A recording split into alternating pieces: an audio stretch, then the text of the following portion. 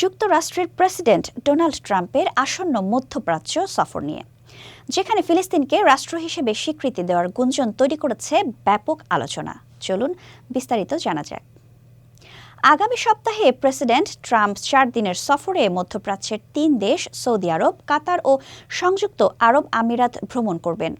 সফরের কেন্দ্রবিন্দু হতে পারে রিয়াদে অনুষ্ঠিত উপসাগরীয় মার্কিন শীর্ষ সম্মেলন। তবে সবচেয়ে চাঞ্চল্যকর খবর হলো, এই সফরে ট্রাম্প ফিলিস্তিনকে একটি স্বাধীন রাষ্ট্র হিসেবে স্বীকৃতি দিতে পারেন, এমনটাই জানিয়েছে মধ্যপ্রাচ্যের কূটনৈতিক সূত্র। মিডিয়া লাইনের এক প্রতিবেদনে বলা হয়েছে, ট্রাম্পের সম্ভাব্য ঘোষণায় ফিলিস্তিনের স্বীকৃতি থাকলেও হামাসের কোনো ভূমিকা থাকবে না। এই খবরের জেরে মধ্যপ্রাচ্যের রাজনৈতিক মহলে উত্তেজনা বিরাজ করছে। তবে ইসরায়েলের রাষ্ট্রদূত মাইক হুকাবি এই গুঞ্জনকে ভিত্তিহীন বলে উড়িয়ে দিয়েছেন।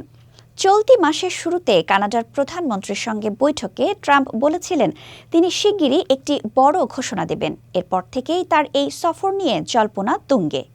বিশ্লেষকরা মনে করেন, ফিলিস্তিন রাষ্ট্রের স্বীকৃতি এলে তা ট্রাম্প প্রশাসনের মধ্যপ্রাচ্য নীতিতে বড় পরিবর্তন আনবে। এছাড়া 2020-এর আব্রাহাম চুক্তির মাধ্যমে ইসরায়েল ও আরব দেশগুলোর সম্পর্ক স্বাভাবিকীকরণ প্রক্রিয়াও নতুন গতি পেতে পারে।